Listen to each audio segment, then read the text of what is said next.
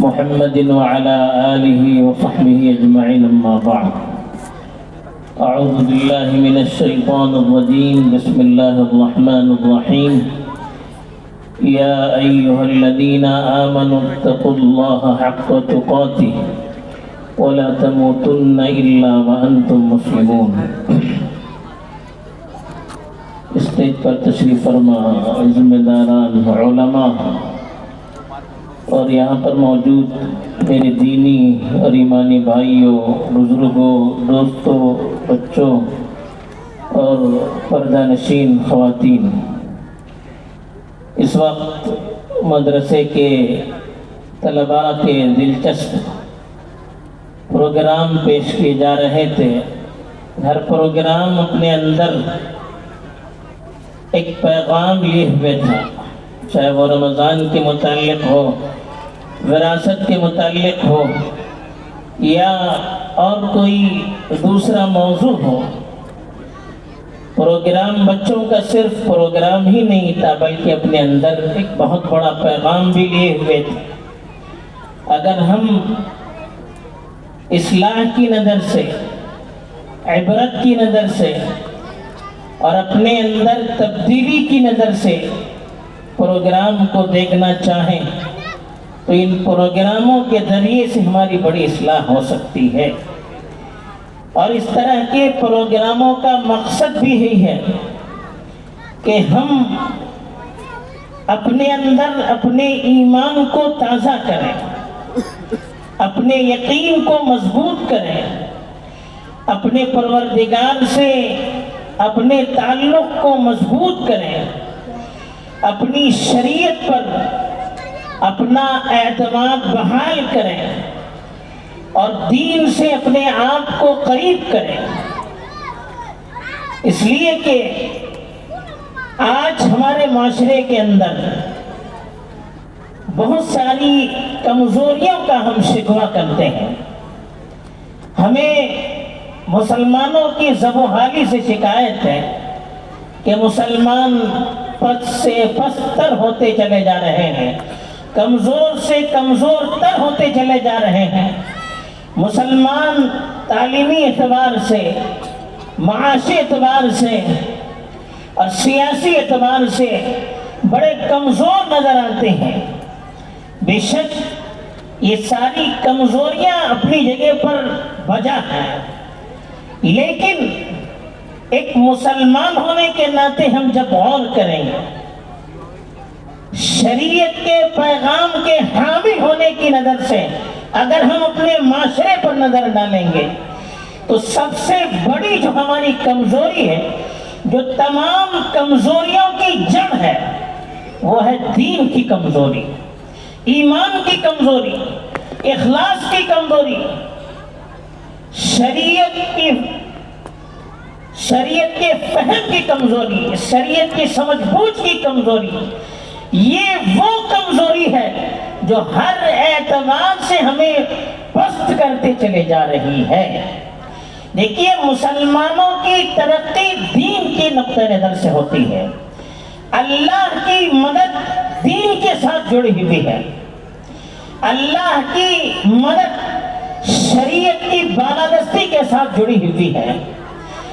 افسوس یہ ہے کہ ہم اپنی کمزوریوں کو دور کرنے کے لیے ان جگہوں پر اپنا علاج کرنے کے لیے چلے جاتے ہیں جہاں ہمارا علاج نہیں ہو سکتا۔ ہم ایک پیغام کے حامل ہیں اور ہم پروردگار کی طرف سے بھیجے ہوئے ہیں۔ اللہ نے ہمیں یہاں پر بھیجا ہے، ایک پیغام دے کر بھیجا ہے اور ایک مقصد کے تحت بھیجا ہے، اور ایک زندگی جو ایک مختصر سی دی ہے، وہ زندگی اس لیے دی ہے کہ اس زندگی کے ذریعے سے ہم آخرت کی جو لازوال، لافانی اور ہمیشہ کی زندگی ہے، اس زندگی کے لیے اس زندگی کے ذریعے سے ہم تیاری کریں۔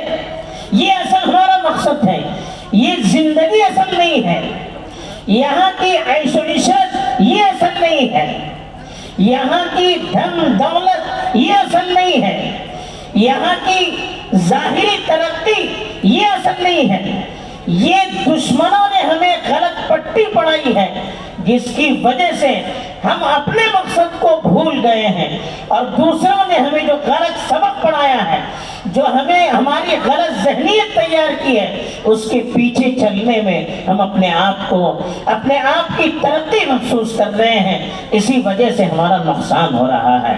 تو ہمیں پہلے اپنی پوزیشن سمجھنی ہے کہ ہم کون ہیں، ہم کیوں آئے ہیں، کیا ہمارا مقصد ہے، اس چیز کو ہمیں سمجھنا ہے۔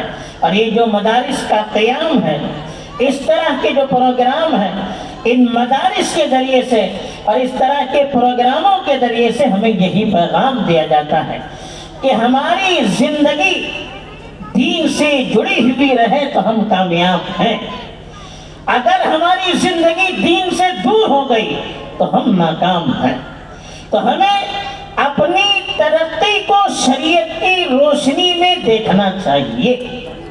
اگر اس طرح سے ہم نے اپنا جائزہ لینا شروع کر دیا تب ہم کامیاب ہیں، ورنہ ہم کامیاب نہیں ہیں۔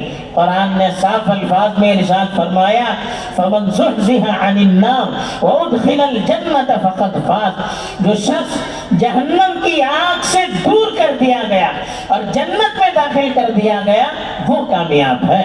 باقی ساری چیزیں دھوکہ، وَمَا الْحَيَاةُ الدُّنْيَا إِلَّا مَتَاعُ الْغُرُورِ، یہ دنیا کی زندگی یہ دھوکے کی زندگی ہے۔ جس زندگی کو ہم نے سب کچھ سمجھ رکھا ہے، جس زندگی کی ترقی کو ہم نے حقیقی ترقی سمجھ لیا ہے، یہ سب دھوکہ ہے۔ یہ سب ظاہری دنیا کی حد تک ہمیں ساتھ دے سکتے ہیں، لیکن جو ہماری اصل زندگی ہے، آخرت کی جو زندگی ہے، اس میں یہ چیزیں ہمیں ساتھ نہیں دے سکتی۔ تو یہ مدارس کے قیام کا یہی مقصد ہے کہ ہمارے اندر دین کو زندہ کیا جائے، ایمان کو زندہ کیا جائے، اخلاق کو زندہ کیا جائے، شریعت کو ہماری زندگی کے اندر اتارا جائے، ہماری زندگی کو، ہمارے اخلاق کو، ہمارے اعمال کو شریعت کے سانچے میں ڈھال دیا جائے، شریعت کی روشنی میں ان کو تیار کیا جائے۔ اس کے لیے ان مدارس کو قائم کیا جاتا ہے، اور جن علاقوں میں مدرسے قائم ہوتے ہیں وہاں پر دین زندہ ہوتا ہے، وہاں پر یقین زندہ ہوتا ہے، وہاں پر اعمال زندہ ہوتے ہیں، وہاں پر اخلاق زندہ ہوتے ہیں، وہاں پر انسانیت زندہ ہوتی ہے، وہاں پر اچھا معاشرہ وجود میں آتا ہے، اور وہ معاشرہ خرافات سے، بدعتوں سے اور ان چیزوں سے جو ایک معاشرے کو تباہ کرنے والی ہوتی ہیں، ان چیزوں سے وہ معاشرہ پاک رہتا ہے۔ جن علاقوں میں مدارس نہیں ہوتے ہیں، آپ جا کر وہاں کا جائزہ لیجئے کس طرح کی بدعتوں کے اندر لوگ ملوث ہیں، مسلمان کہلانے کے لائق نہیں ہیں، ان کے اندر کوئی تمیز نہیں ہے کہ جس کی وجہ سے آپ فرق کر سکیں ایک ایمان والا ہے ایک غیر ایمان والا ہے۔ ان کی ساری زندگی صبح سے شام کی زندگی دیکھیے شرک اور کفر سے بھری ہوئی ہے۔ بچے اسکول میں جاتے ہیں وہ کیا پڑھتے ہیں؟ شرکیہ چیزیں پڑھ کر آتے ہیں۔ گھر میں عورتیں سیریلیں دیکھتی ہیں، فلمیں دیکھتی ہیں، کیا دیکھتی ہیں؟ شرک دیکھتی ہیں، غیروں کی تہذیب دیکھتی ہیں، اور اسی کے مطابق ہماری صبح شام ہوتی ہے، ہماری شادی بیاہ اسی کے مطابق ہوتے ہیں، ہمارے رسم و رواج اسی کے مطابق ہوتے ہیں، ہمارے اور غیروں کے درمیان سوائے نام کے اور کچھ ظاہری چیزوں کے اور کچھ فرق نہیں رہتا۔ اسلام اس کا نام نہیں ہے کہ ہمارے آدھار کارڈ پر میرا نام مسلمان کا سا ہو، شناختی کارڈ آئیڈینٹی کارڈ پر میرا نام مسلمانوں کا سا ہو، برتھ سرٹیفکیٹ میں میرا نام مسلمانوں کا سا ہو، ووٹ دینے میں مجھے مسلمانوں میں شمار کیا جائے، آبادی میں مجھے مسلمانوں میں شامل کیا جائے۔ یہ ہمارا تعارف نہیں ہے۔ جس تعارف سے آج ہمیں پہچانوایا جا رہا ہے وہ ہمارا تعارف نہیں ہے۔ آج تو یہ چاہا جاتا ہے کہ ہم نام کے مسلمان رہیں، ہمارے گھروں کے اندر دینداری نہ رہے، ہمارے اخلاق کے اندر اسلام نہ رہے، ہم اندر سے مومن نہ رہیں۔ اس کے لیے پوری کوششیں جاری ہیں۔ ساری تعلیم، ساری مشنریاں اور ساری میڈیائی طاقت اس پر لگی ہوئی ہے کہ کس طرح سے ہمارے دلوں سے کھرچ کر ایمان کو نکالا جائے، اخلاق کو نکالا نکالا جائے، ہماری فکروں کو بدل دیا جائے، ہمارے اعمال کو بدل دیا جائے، ہمارے رسم و رواج کو بدل دیا جائے، ہمارے کلچر کو بدل دیا جائے، اور ہم یہاں کی تہذیب کے اندر ڈوب جائیں، ہم یہاں کے کلچر کے اندر اپنے آپ کو ڈوبا دیں۔ اس کے لیے بھرپور کوشش کی جا رہی ہے، اور افسوس یہ ہو رہا ہے کہ ہمارے اپنے لوگ بھی جو اپنے آپ کو مسلمان کہتے ہیں، جو اپنے آپ کو بڑے بڑے عہدوں پر فائز سمجھتے ہیں، جو اپنے ہاتھ میں مسلمانوں کے معاشرے کی قسمت کو سمجھ رہے ہیں، ان لوگوں کا بھی یہی اعلان ہے، ان کی بھی یہی پکار ہے کہ کیا آپ دین دین کہتے ہوئے نعرہ لگا رہے ہیں؟ کیا آپ اپنی پرانی چیزوں کو لیے ہوئے ہیں؟ کیا آپ چند چیزوں کے لیے اصرار کر رہے ہیں؟ کیا آپ اپنی مسجدوں کے لیے اصرار کر رہے ہیں؟ کیا آپ اپنے اذانوں کے لیے اصرار کر رہے ہیں؟ کیا اپنے حجاب کے لیے آپ اصرار کر رہے ہیں؟ کیا اپنے مدارس کے لیے آپ اصرار کر رہے ہیں؟ یہ چیزیں کیا چھوڑ دیجئے۔ یہ نعرے کون لگا رہے ہیں؟ یہ دعوت کون دے رہے ہیں؟ ہمارے وہ لوگ دے رہے ہیں جو اپنے ہاتھ میں مسلمانوں کی قسمت سمجھ رہے ہیں، جن کو ہم بڑے بڑے عہدوں پر فائز کر رہے ہیں۔ وہ لوگ خود اپنی زبان سے اور اپنے اعمال سے اس کی دعوت دے رہے ہیں کہ مسلم معاشرہ اسلام سے خالی ہو جائے، مسلم معاشرہ اخلاق سے خالی ہو جائے، مسلم معاشرے سے دینداری ختم ہو جائے، ہماری اسلامی شناخت ختم ہو جائے۔ اس کے وہ داعی بنے ہوئے ہیں۔ کیوں ہے یہ اس کی وجہ یہی ہے کہ علاقے میں مدارس جب نہیں ہوتے ہیں، دین کی محنت جب نہیں ہوتی ہے، تو پھر فرق کرنے والی کوئی چیز نہیں ہوتی ہے۔ تو آج جتنے بھی پروپیگنڈے کیے جا رہے ہیں، جتنی بھی طاقتیں دین اور دینداروں کو ختم کرنے کے لیے استعمال کی جا رہی ہیں، ان سب کا ایک ہی جواب ہے کہ آپ اپنے علاقوں میں مدارس کو قائم کیجئے، دینی مدارس کو قائم کیجئے، شبینہ مکاتب کو قائم کیجئے، دینی نصاب کو آپ اپنے مقام پر رائج کیجئے، اپنی اولاد کو آپ بنیادی کم از کم دینی تعلیم سے واقف کرائیے، اپنے گھر میں کم از کم ایک بچے کو حافظ اور عالم ضرور بنائیے۔ یہ اصلاً جواب ہے۔ ایک بچہ عالم بنے گا، پورے علاقوں کی قسمت اللہ اس کے ذریعے سے بدل دیں گے۔ ایک بچہ صحیح عالم بنے گا، 100 سال کی دشمنوں کی محنت پر پانی پھر جائے گا۔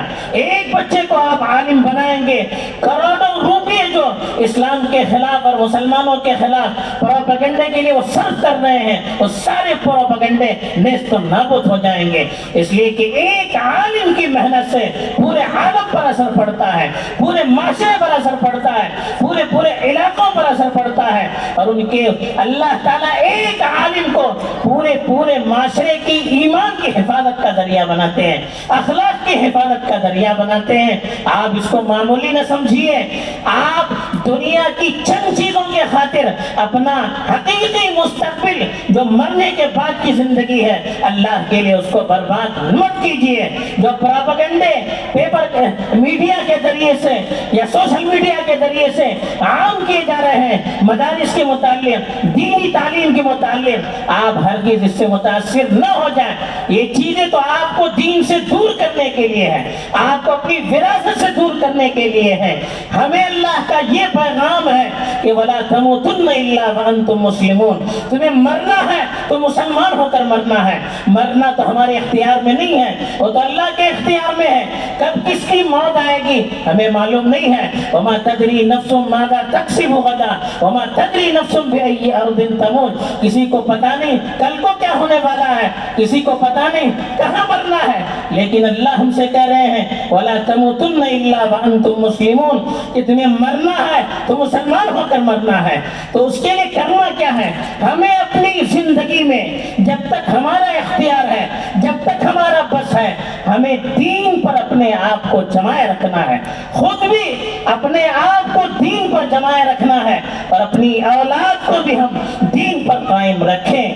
عورتیں بھی اپنے آپ کو صرف اس بات کا ذمہ دار نہ سمجھیں کہ بچوں کو ہم اچھا کھلائیں گے، بچوں کو تیار کر کے اسکول بھیجیں گے، اچھے اسکول میں ان کو اسکولوں میں ان کا داخلہ کرائیں گے، بڑی بڑی فیس دے کر ان کو تعلیم دلائیں گے، بڑی بڑی ڈگریاں دلوائیں گے، اچھے کپڑے ان کے لیے بنائیں گے، اچھے مکانات کا انتظام کریں گے۔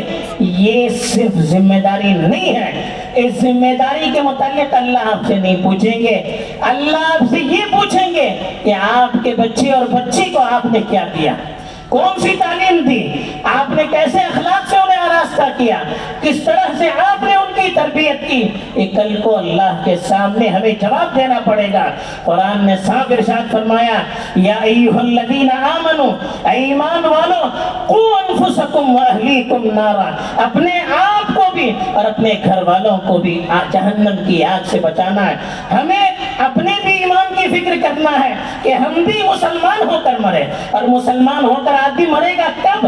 جب دنیا میں ہمارے اپنے بس کے ہوتے ہوئے، ہمارے اپنا اختیار کے ہوتے ہوئے ہم دین پر عمل کریں گے۔ دین صرف نماز روزے کا نام نہیں ہے، دین اللہ سے تعلق کو مضبوط کرنے کا نام ہے، دین عقیدے کو صحیح کرنے کا نام ہے، دین ہماری پیدائش سے لے کر موت تک کی جو زندگی ہے اس میں اللہ کے نظام، اللہ کے قانون اور اللہ کی شریعت کے تابع ہو کر زندگی گزارنے کا نام ہے، یہ دین ہے۔ خالی ہم نے نماز پڑھ لیا، ہم نے روزے رکھ لیے، ہم نے زکوٰۃ دے دیا یا ہم نے حج کر لیا تو دین ہو گیا؟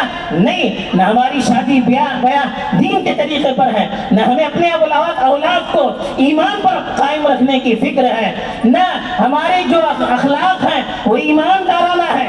اس طرح کی چیزیں اگر نہیں ہیں تو یہ دینداری نہیں ہے۔ تو ہمیں ایک تو اپنے آپ کو دین پر باقی رکھنے کی یہ فکر کرنے کی ضرورت ہے۔ دین کی جو مجلسیں ہوتی ہیں، دین کی تعلیم کو اسے اپنے آپ کو آراستہ کرنا ہے، دین کی مجلسوں میں اپنے آپ کو شریک کرانا ہے، گھر میں تعلیم کا انتظام کرنا ہے، اپنے بچوں کے لیے اچھا ماحول دینا ہے اور اپنے بچوں کی بھی فکر کرنا ہے، ان کی اچھی تعلیم کی فکر کرنی ہے۔ ہمارے آبا و اجداد نے محنت کی، آج ہم مسلمان ہیں۔ اس زمانے میں اتنے چیلنجز نہیں تھے، دین سے دور کرنے کے لیے اتنی طاقتیں کام نہیں کر رہی تھی جتنی آج کام کر رہی ہے۔ ہمارے اسلاف نے اس کے باوجود ہماری فکر کی، آج اس سے 10 گنا زیادہ ہمیں اپنے اور اپنے اولاد کی فکر کی ضرورت ہے، ان کے دین کی فکر کی ضرورت ہے، ان کے اخلاق کی فکر کی ضرورت ہے۔ چوطرفہ ایمان پر ڈاکے ڈالے جا رہے ہیں، اخلاق پر ڈاکے ڈالے جا رہے ہیں، اعمال پر ڈاکے ڈالے جا رہے ہیں، اور اندر سے کھوکھلا بنانے کی سازش کی جا رہی ہے۔ اس کا ایک ہی جواب ہے کہ ہم اپنے گھر میں ان کو اچھا ماحول دیں، مدرسے میں ان کو بھیجیں، شبینہ مکاتب میں ان کو بھیجیں، صرف ڈگریاں دلانے کے پیچھے نہ رہیں۔ اگر ڈگریاں ان کے ہاتھ میں ہوگی، دل میں ایمان نہیں ہوگا تو یہ ڈگریاں کسی کام کے آنے والی نہیں ہیں، یہ ڈگریاں قبر میں ہمیں کام دینے والی نہیں ہیں، یہ ڈگریاں آخرت میں ہمیں کام دینے والی نہیں ہیں۔ ڈگریاں بھلی کمزور ہوں لیکن بچے ایمان پر ہوں تو قبر میں اللہ کے پاس ہم جواب دے سکیں گے۔